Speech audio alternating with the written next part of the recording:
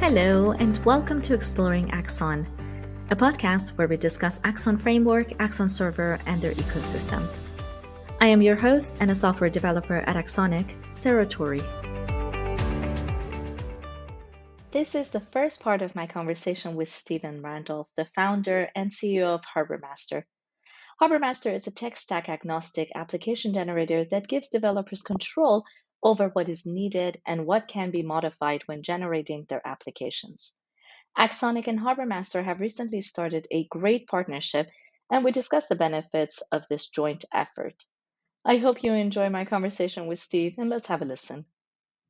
Hi, Steven. How are you doing today? I'm doing great, Sarah. How are you? I'm doing fantastic. Thank you so much for joining me today. I'm really excited to find out more about your adventures and all of the wonderful things that you've been doing, and also about the partnership that we have started with Mhm. Harbormaster and Axon. So, lots of wonderful information, and I'm sure I'll come up with a million questions to ask as but before I get there, can you introduce yourself? Tell us a little bit about who you are, where you are, what you do, what is Harbor Master, why did you create it, and all of the above, basically, whatever you like to share. I'd love to hear all about it. Awesome. I sure will. I'll do that. Thank you, Sarah. So, Steve Randolph, CEO of Harbormaster, and Harbormaster as a business entity is less than a year old. I had started another company back in 2001 that was really right around J2EE becoming popular and prevalent. Java has been out for a while, but how do you build applications and enterprise applications? So on J2EE, so there was a need I saw in the marketplace. I was working for quite a few doing consulting work at an insurance company, at an investment firm, at a bank, and I saw they all had the same problems that they're trying to solve. So I decided, hey, why don't I try to productize the way I think about these things and the way I go about solving them. 2001, that platform was about generating code, generating J2E applications. Around 2012, J2EE's tailing off, but it's still there, but it's tailing off. I'm taking time away from all this and not very unhappy that I'm not writing code anymore. But around 2017, I decided, the landscape had changed quite a bit. We had a lot more tech stacks, a lot more application frameworks, a lot more toolkits. Languages were becoming far more popular. There wasn't just the handful we're used to seeing. So I decided to, if I could take what I'd already built, but make it be more tech stack agnostic, I could target a larger number of audience. So that's what I did. I decided in 2018 to take my thinking and start from scratch. I couldn't reuse really anything, just being honest with you, and just redesign it. How do you take what's considered an agnostic technology model, right? I have a model, something I've thought about, but I don't know what the tech stack needs to be, and how do you marry that with a specific tech stack? If you can keep those two things separate and bring them together, I thought that'd be a great idea. I've always thought about that. So that's what I embarked on. I decided to build a platform that would merge, the thinking around a model, around the abstraction related to a tech stack. So that if I wanted to describe any number of tech stacks, then the model would stay consistent, and I could now generate, projects for a whole host. So we changed the thinking from really generating applications, are we actually instantiating projects, right? Whole projects, right? The things that take you from not just, having some stubbed out code, but things that execute and run deployed in a CI/CD environment, you're right, spun up in sitting in a Docker container and spun up in a Kubernetes clustered environment. And that's what we call a project. So that's what I took on. It was, orders of magnitude more complex than what I originally did. Plenty of times I wish I hadn't started. There's plenty of nights I wish I just want to quit. But, I think a lot of developers are just like that. Once we get stuck on something, until somebody pulls us off of it, right? Health, family, whatever reasons, we have to finish. And that's really where I'm at today. So turning the corner, somewhere between 10,000, 50,000, Docker pulls. So folks are out there using it, playing around with it.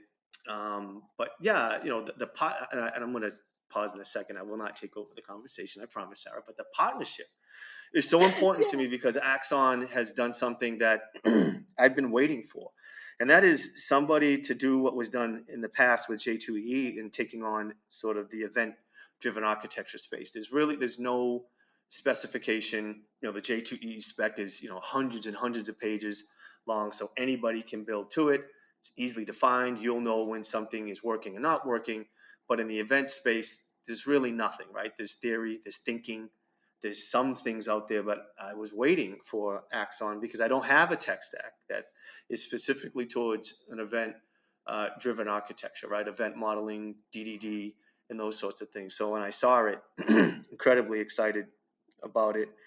You guys are the right size to partner with because we can be agile and flex and move quickly.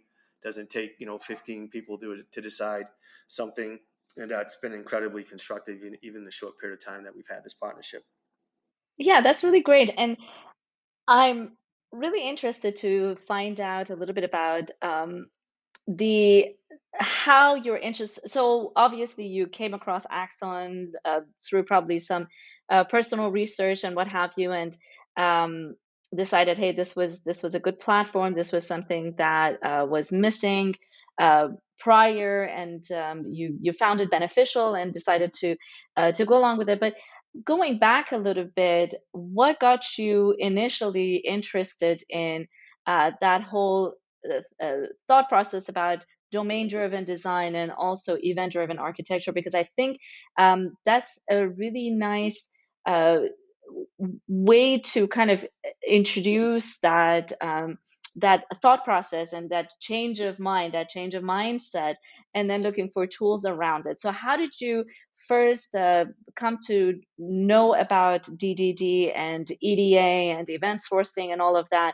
That then led you into kind of doing more research and figuring out which platforms are there that you could use, or maybe there's nothing out there that you can use, or yeah, just the process. How was it like? So that is a great question. So my roots and the roots of the technology itself, the platform, even all the way back to J2EE, is about a model. Unless you have a model, you can't use the technology, right? So there's a prerequisite. So the thinking around modeling was to have a consistent way of describing what you have. There's plenty of tools out there to do that. But then how does that thing interpret what you said you wanted into what you actually want, right? That's what the tool is. That's what I've always been doing. In the space of domain-driven design, and especially getting into the event sourcing, the event piece, we've intentionally not built anything to do microservices because I haven't seen anything out there yet. You can always bring up a Spring Boot application with its own port and call it a microservice, but we're trying to provision entire ecosystems of microservices, right? An enterprise needs more than 3 microservices. So, we were waiting on and looking for something out there that we would say, hey, not only is this going to help us to sort of sit on top of abstractions that we don't want to keep writing every time, right? That's what we want to do. We want to keep reusing, sitting on top of something. We want to leverage Exactly. it. But have they actually captured the thinking, honestly, the way that we would have had we done it? And the answer is I couldn't find anything, and I stumbled across And what got you Axon. interested in the first place in DDD, for instance? Because you started back in 2001 and then you kind of took a break from it for various reasons and then you came back to it. So what was the thing that got you really excited and interested about, hey, let's look at domain-driven design. Let's look at microservices. Let's see how we can model this because it is complex. It's not something that you can just sort of wake up one morning and be like, voila, there it is. I Right. got it. So how did you get to that point and then moved along with it and looked for more resources and then figured out, hey, this is really something that I would like to explore more? So I think so. There's really two things that excited me about it. The first is the opportunity because of the complexity, right? If there's no complexity, then there's really no need to provision a tool necessarily to simplify. So I like the complexity part, but I Right. also like the fact that what was always lacking, at least in traditional modeling tools, that they weren't touting the notion around a bounded context, right? What is it about the things I have that allow me to put a boundary around it? So that it actually is well founded. It can sit within a larger context, and it can have predictability. So domain driven design, we've had design around for a while, right? And the notion around modeling, class diagrams, sequence diagrams, those sorts of things have been out there, but really focusing on the context and the boundaries of the context, I hadn't seen that before. So when I started to see that, And I started to see that there's description and definition around capsulation of those complexities. Again, I get excited because I'm like, okay, so if we can go out there and describe these boundaries in these microservices and the relationships within the boundaries and across boundary, then we might be able to simplify even further by being able to generate those things, right? So again, my whole space is around generation, and that's really what caught my attention was the richness around describing uh, domain-driven design, with the difference being the bounded context definition, but also the fact that it is hard, right? Like people, you naturally do think about these things in a certain way, but when you have been writing code for such a long period of time, for a specific tech stack especially, you have no choice sometimes but become fixated in a way of thinking, a type of thinking, a kind of thinking. So now somebody comes to you and says, you need to change your thinking. And it's like, not again. Like, because I've been changing my thinking, every 4 or 5 years, I tell my son, he's old enough now, I said, you see what you're doing? I did that before. He's like, what do you mean? I says, no, I've already done that before. And I'll go ahead and explain it. He goes, how did you know what I was going to say? I said, because I already said it. Right? I've already heard it. We've already done I've it been so many. around the block a couple of times. Exactly. So we continue to see these cycles. So when I saw this other cycle, and this is where Axon certainly caught most of my attention, was like, once upon a time, the J2E application server was not that popular. It was cumbersome, complicated, big, and bulky. But before you know it, it's now the new legacy, right? You've got quoting system, trading systems, all these big back-end systems sitting on WebSphere and WebLogic. I think at some point in time, hopefully we'll still be a partner, or who knows. At some point in time, they'll all be sitting on Axon, right? Like Axon will be moving in that direction where it's just the standard by which, when you're thinking about event-driven architectures, got to get over that hurdle first, right? We got to shift that paradigm to get people to stop thinking about functions and more about events. But when that starts to happen, yeah, I was already here. I saw how long and hard it was to get people to shift to thinking about J2EE, session beans, entity beans, and those things. But once they got it, they get it. And then they start becoming productive with it. Then they have expectations of just using it, right? So I think right now, I think we're in the phase with DDD, CQRS, ED, event-driven architectures. Some of the concepts are not that new, but the acceptance is increasing. But eventually, it's just going to become necessary. Like people are going to have an expectation where these things just need to be here, right? They're going to have an expectation, hopefully, that they can generate projects. Like that's the whole purpose of the reuse, right? Like at some point, we had batch files, and I would go out to my DOS prompt and I would build things. Right? I'd build it, and I'd sit and wait and watch it build, and it would fail. And I'm like, oh yeah, I should put that to a log file. Then I'd go through the log file and look and see what happened. And then now I use Jenkins, I use Circle C, I use these other tools that when I do it, I get notified of what's happening. And if these tools are as good as they are, they can remedy some of these things and make recommendations. Automation takes time. It gets accepted in stages. And I'm hopeful that at some point, project generation, especially on top of Axon, is going to have that same place as well. Absolutely. And I'm so glad that you mentioned that there is that notion of something is difficult. How can I help it to become less challenging and less complex for folks who are trying to use it? And I think that's really important because, well, for one thing, a lot of times when we see complexity, we tend to move away from it. We're looking for more simplicity as opposed to complexity. And another thing that you mentioned, which I think is really extremely valuable, is the mindset. Because first, we have to shift the mindset to think about things a little bit differently. It's not, reinventing everything from the scratch.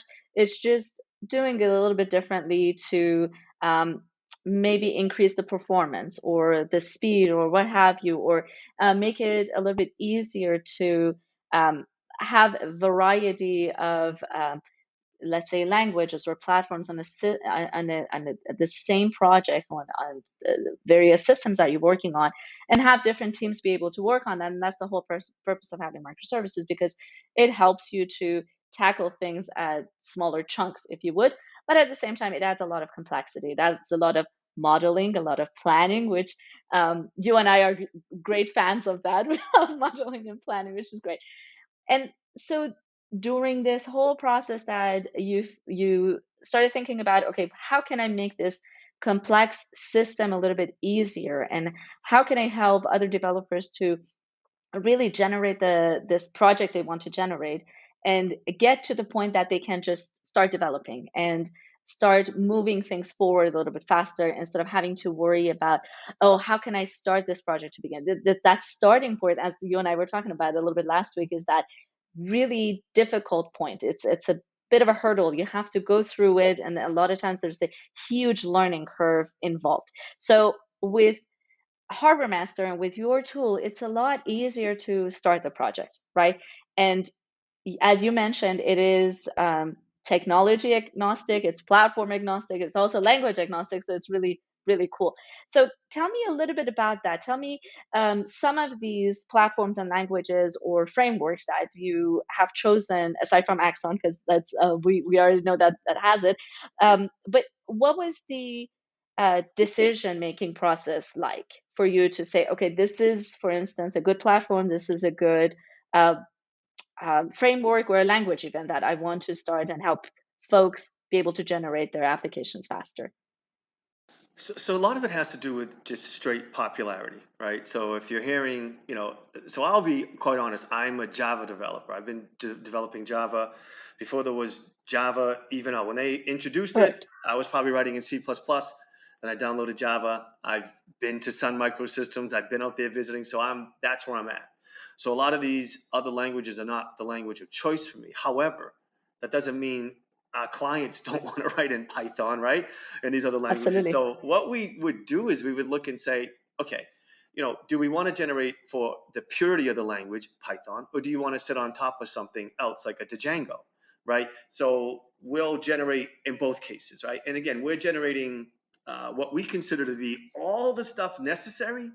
So when because we're developers too, we use the tool. When we start writing code, we're writing the innovative stuff, right? So we'd always look and say, okay, looking at what this thing requires, this is how you build a tech stack, by the way, right? You say, okay, what's required of this in order for me to do this so that it compiles and it executes in a way that the people want it to, right? It can create, read, update, and delete. It can persist. It does all these great things. It can cache. It can present data to the user. That's fine. Okay, what else does it need to do? Because all we want to make sure is that when we start writing codes, like any developer, can we really just start working on the stuff related to innovation? And that's a little bit harder to think about. That does vary from tech stack to tech stack. But we have support for Django, Python, Ruby on Rails, ASP.NET. We have a tech stack that's just purely for Spring. We even have a tech stack for Struts too, because believe it or not, people are still writing code on Struts 1, and they would just love to be able to get to Struts 2, right? They Right. don't want to hear about Spring, right? And IOC and all this injection stuff. They're just like, you know what? This is where we started. We started here in 2006, and we've been writing in Struts and getting over to Struts 2. So we tend to look at popularity of what's out there, and we also look at what any of our clients have been asking for. We'll go ahead and accommodate that. But I wanted to also share something with you, because to me this is just always consulting 101. I would tell people my goal when I step into an arrangement as a consultant, I've been one for many years, is that I know the first day that I start there, 8 o'clock in the morning, 9 o'clock in the morning, we have a meeting, I'm not really wanted. Nobody, I'm not wanted. I'm there to either help do something somebody there couldn't do, and or figure out, and or whatever you want to say. So I'm not wanted. So my goal is by lunchtime they invite me to lunch. They forget. And you're so nice. That's not hard. I mean, it's not hard. It's hard not to invite you for lunch by Well, lunchtime. invite me to lunch and not ask me to pay. How's that?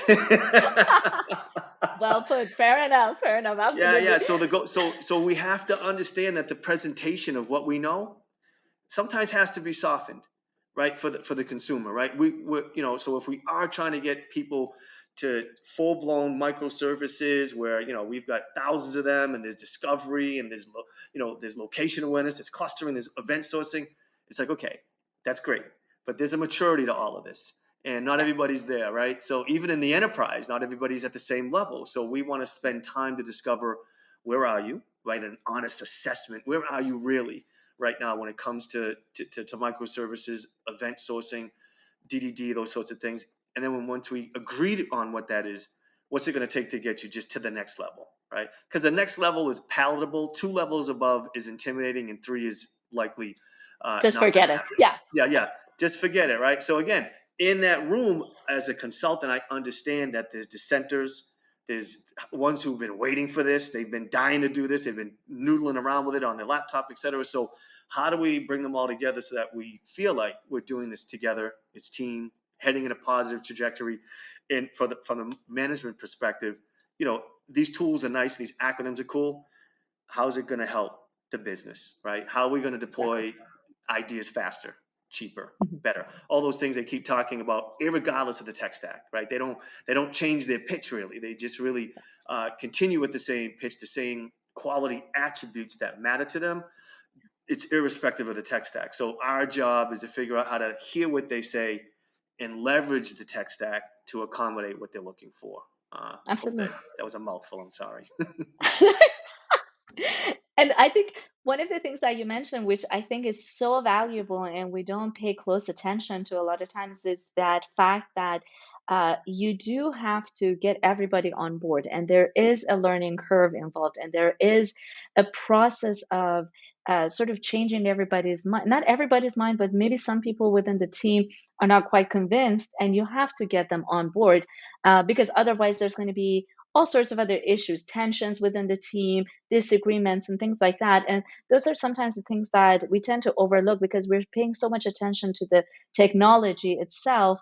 And we make all these really wonderful slide deck about how great my technology is and how much you should use it. And this is all nice and dandy. But then if somebody in the team, if the architect in the team is not on board with using this tool, then it's not as easy to convince them. So I really appreciate the fact that you mentioned that you did say that there is a time that you have to really sit down with everybody in the team and talk about it, and hopefully convince everybody by lunchtime that, hey, this is a good route that we should go to, and hopefully not have you pay for lunch.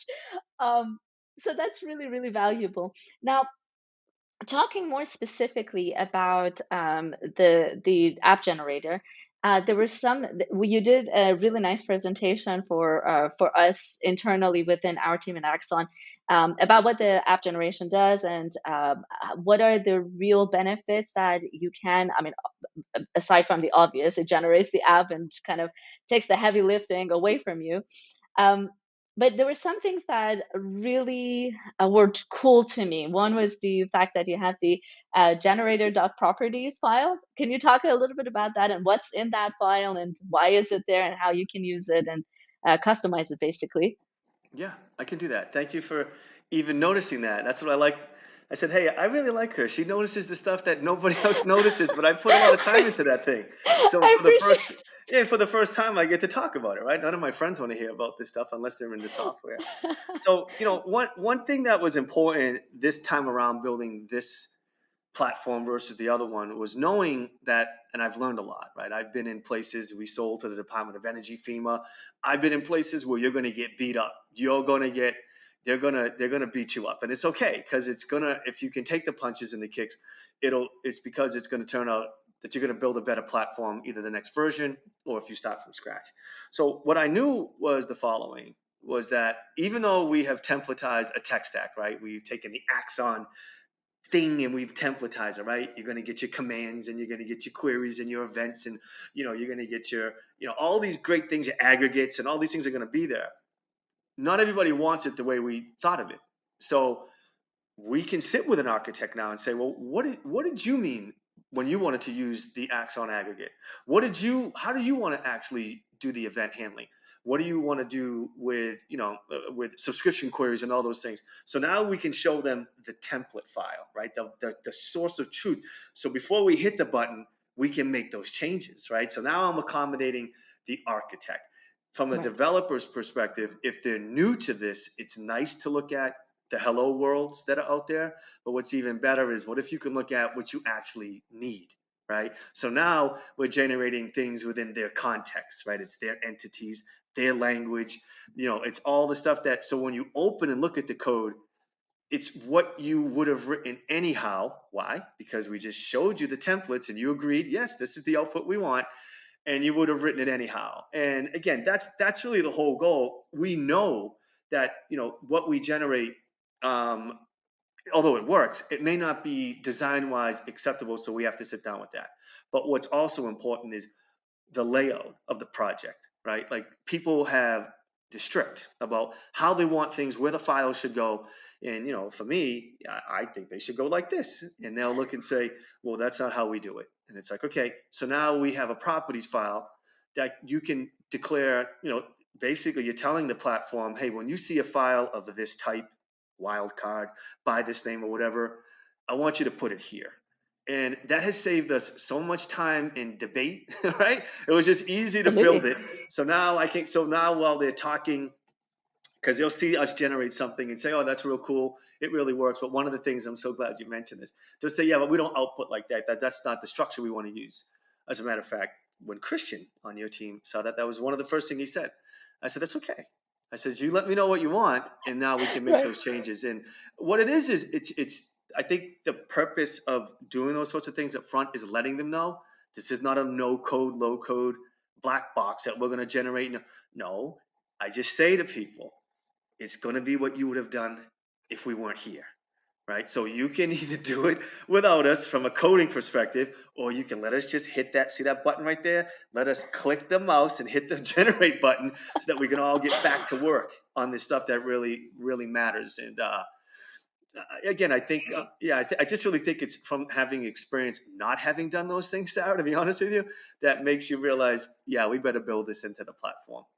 And can I say how much I appreciate you putting so much thought and energy and effort into that? Because even though, yes, it is customizable and every team should customize it the way that they want to, but I think what really also is helpful is that when you have that structure within your project, because a lot of times when we're talking about microservices and we're using different modules within the same application, different teams are working on different modules, or within each module they're working on different features.